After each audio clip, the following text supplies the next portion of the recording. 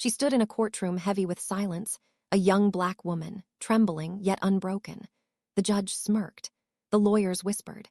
Everyone thought they already knew her story, just another name, another case, another stereotype. But when she spoke, everything changed. Her voice carried 9 languages, each one exposing a truth that shattered every prejudice in the room. No one laughed after that.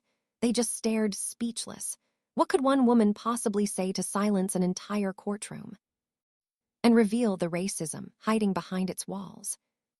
Before the world saw her standing in that courtroom, Amara Lewis was just another young woman trying to make her way through life. She grew up in a small neighborhood where dreams often felt too big for the streets that held them. Her mother worked double shifts as a nurse's aide.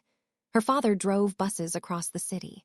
And Amara, quiet, curious, always with a book in hand, carried the weight of expectations they never spoke aloud. She had a gift no one fully understood. From the age of 7, she could mimic accents, copy words, and somehow learn languages without trying. By 24, she spoke 9 of them.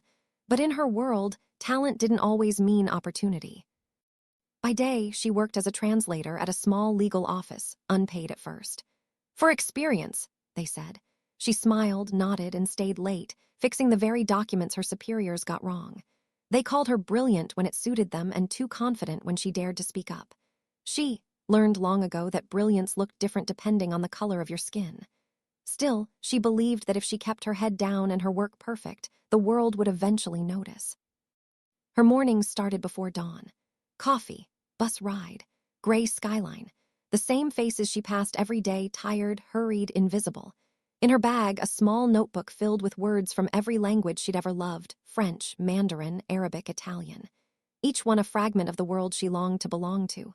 When she translated court testimonies or immigration papers, she wasn't just reading words. She was translating lives, stories of people like her, unheard and misunderstood. But there was one thing she couldn't translate: the way people looked at her. The lingering stares when she entered a room full of lawyers, the assumptions behind polite smiles. "You're here to clean," one man had asked once, laughing when she corrected him. She never forgot the sting, though she smiled and returned to work. Her big chance came without warning: a high-profile discrimination case involving a powerful multinational corporation. They needed someone fluent in multiple languages to interpret key testimonies. Amara was recommended, reluctantly, by her boss, who called her a fast learner, but warned she might lack experience. She didn't.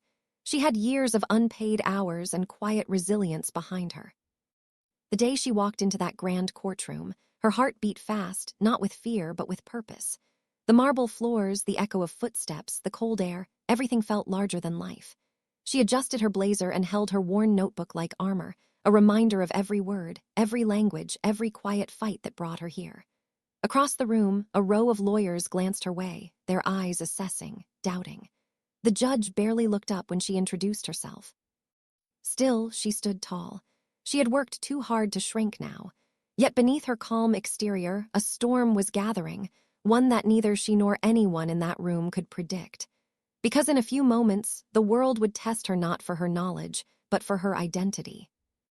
And as she took her seat beside the defense table, one truth settled deep inside her. Sometimes, the fight isn't about proving what you know, it's about surviving what they refuse to see.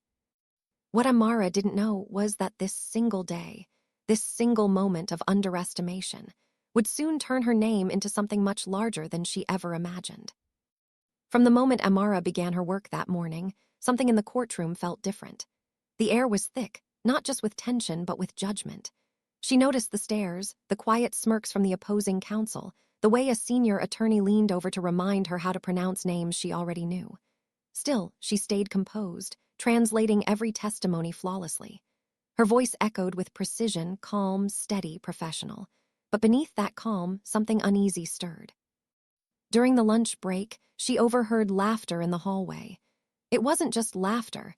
It was the kind laced with mockery, every syllable dripping with contempt. 9 languages, huh? One man sneered. Maybe she counts English 3 times.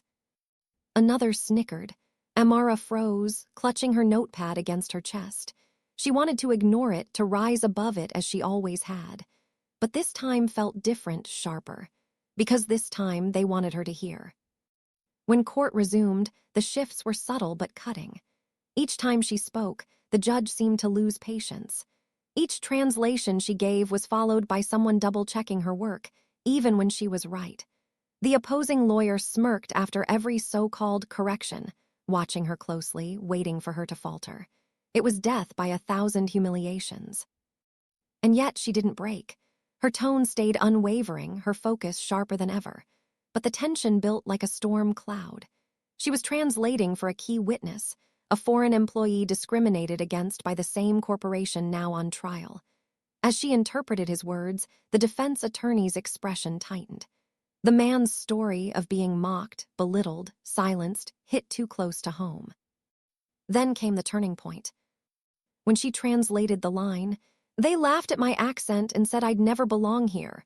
One of the lawyers chuckled, just loud enough for everyone to hear. The judge didn't react. The sound echoed in Amara's chest, igniting a fury she had spent years suppressing. Still, she finished the translation, perfect, precise, calm. Only her hands betrayed her, trembling as she set the papers down. "Miss Lewis," the judge said, glancing over his glasses, "perhaps we should have someone more experienced take over, just to be sure the record stays accurate."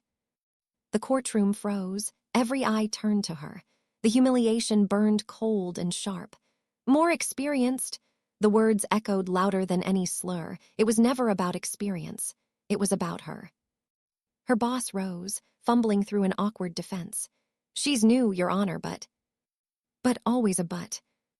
Amara wanted to scream that she'd worked on over 100 cases, that her translations had been used in federal files. But she didn't. She stayed still, silent, her eyes fixed on the judge who wouldn't meet her gaze. They replaced her temporarily, a man who couldn't speak half the languages she could, within minutes. He stumbled, mispronounced, mistranslated key phrases. The witness corrected him nervously, but the damage was done. The defense twisted the confusion into advantage. The truth began to unravel, all because they refused to believe her voice mattered. Then, during recess, the judge called her to the bench. His tone was clipped and cold. "Miss Lewis, this is a professional setting. Remember your place." Your place. That was the moment something inside her shifted, not from defeat, but from awakening. She realized this was never about translation or protocol. It was about the quiet, systematic way people like her were silenced. And when she finally stood again, when her eyes met the judge's, the room felt it, a shift, subtle but undeniable. Because she wasn't going to stay silent anymore. The next words she spoke would change everything. And no one in that courtroom, not the judge, not the lawyers, not even Amara herself, was ready for what came next. The courtroom was silent, that living kind of silence, heavy and fragile as if one breath could shatter it. Amara stood in the center of it all, her heartbeat thundered, almost drowning the murmurs. Every eye was on her, waiting for her next move. The defense had twisted the witness's words, the truth was slipping away, and her years of work hung by a thread. The judge sat back, unreadable. The lawyer smirked, satisfied with how easily they'd pushed her aside. But Amara wasn't done, not this time. She took a step forward, her voice calm but edged with fire. "Your Honor," she said, "permission to clarify the record." The judge frowned. The defense objected. "The matter's already settled," they snapped. But Amara's voice didn't waver. It carried the weight of calm authority, the kind that demanded to be heard. The judge hesitated, then nodded. She walked to the stand, her heels cracking against the marble, sharp, deliberate, like gunshots in a war she'd fought her whole life. Every step was a reminder of the late nights, the quiet humiliations, the countless times she'd been told to know her place. She opened her notebook, flipping to the pages she'd meticulously annotated, her handwriting neat and precise.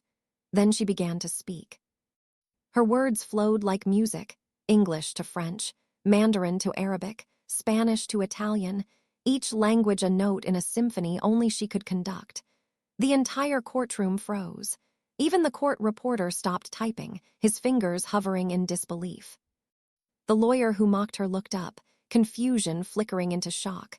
The judge leaned forward, his pen slipping from his hand. For the first time, the room wasn't seeing a young black interpreter. They were seeing a master of her craft, a woman who had fought for her place at the table and now demanded it. But this moment wasn't about proving intelligence. It was about justice. And justice, in that courtroom, had been twisted.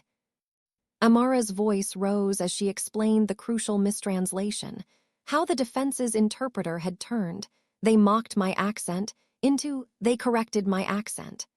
One word that changed everything. That lie had erased the witness's pain. The room buzzed with unease. The defense attorney tried to interrupt, but Amara didn't stop. She read line after line in each language, exposing a pattern of deliberate distortion. Every word was a blade, slicing through layers of arrogance and bias. And then she said it, quietly, but with the weight of truth behind it.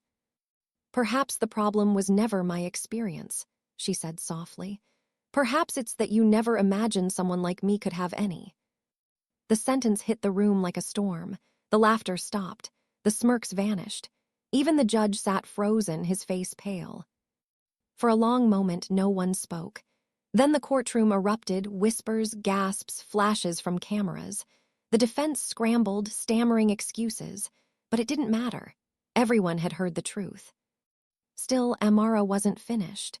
She gathered the corrected documents, placing them neatly before the judge. "These are the real testimonies," she said, her voice trembling now, not from fear, but from release. "This is their truth, and I won't let it be silenced." The judge's gavel struck once, a sharp crack that split the air in two. But even as order was called, something fundamental had shifted. The truth was out, undeniable and raw.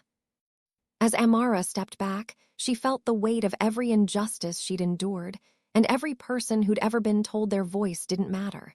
She didn't know what the verdict would be. She didn't know if the system would finally listen. But one thing was certain: silence had lost. And when the judge finally spoke, his voice trembled. "Miss Lewis, please remain standing." The entire room held its breath. Because what came next would decide everything, whether this moment became justice or just another story the world tried to forget. For a long, heavy moment, no one spoke. The courtroom, once buzzing with whispers and smirks, was now cloaked in silence. The judge's eyes lingered on Amara as if seeing her for the first time. His voice, when it came, was careful, almost uncertain. He acknowledged her corrections, ordered the transcript amended, and thanked her for her thoroughness. But everyone in that room knew it was more than that. She hadn't just corrected a record, she had rewritten a moment that history tried to erase. When the gavel struck for the final time, the case took a turn no one expected. The corrected testimony exposed lies buried in legal language, deliberate distortions meant to protect power. The company's defense unraveled, and the witness's truth finally stood on solid ground. Justice, fragile, imperfect, but real, had found its voice through hers. As people began to leave, Amara stayed still for a moment, hands trembling at her sides. Reporters whispered her name. Colleagues who had ignored her for years looked at her differently now, not necessarily out of respect, but recognition. And as she walked out of that courtroom, the autumn wind hit her face, cool and sharp, carrying a strange mix of exhaustion and peace. That night, she sat alone by her window, the city lights flickering below. The courtroom's echoes lingered in her mind, every insult, every doubt, every time she'd been told to stay quiet. But beneath it all was something stronger, the sound of her own voice, unwavering, undeniable. For the first time in years, she didn't second-guess it. In the days that followed, the story spread. "Young Black Interpreter Exposes Injustice in Court," the headlines read. Some praised her bravery. Others dismissed it, calling her overly emotional or unprofessional. The internet did what it always does, dividing, debating, distorting. But through the noise, one truth remained. She had spoken, and people were listening. Amara didn't become famous.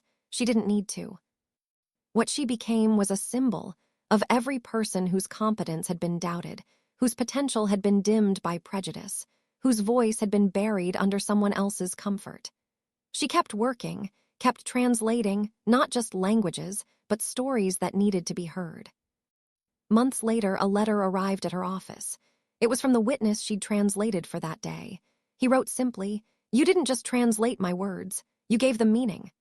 Amara read it twice, tears slipping down her cheeks. In that one sentence, she understood. Sometimes changing one moment changes everything that follows. Still, she knew her story wasn't unique. For every Amara who finds the strength to speak, thousands are still fighting to be heard. Boardrooms where brilliance is ignored unless it comes from the right face. Classrooms where talent is measured by stereotype. Courtrooms where truth is lost, not because it's unclear, but because those in power refuse to see it. And that's what this story is really about. It's not just about a woman who spoke 9 languages, it's about a world that still struggles to listen to one, the language of equality. When Amara looked back on that day, she didn't remember the victory. She remembered the silence, the moment when everyone who had doubted her finally had to listen. That silence was her justice. Because sometimes, justice doesn't come from laws or verdicts. It comes from courage, from the choice to speak even when your voice shakes, from the decision to stand when the world expects you to bow. So as her story fades into the noise of 1,000 others, the question remains: how many voices must rise before the world truly learns to listen?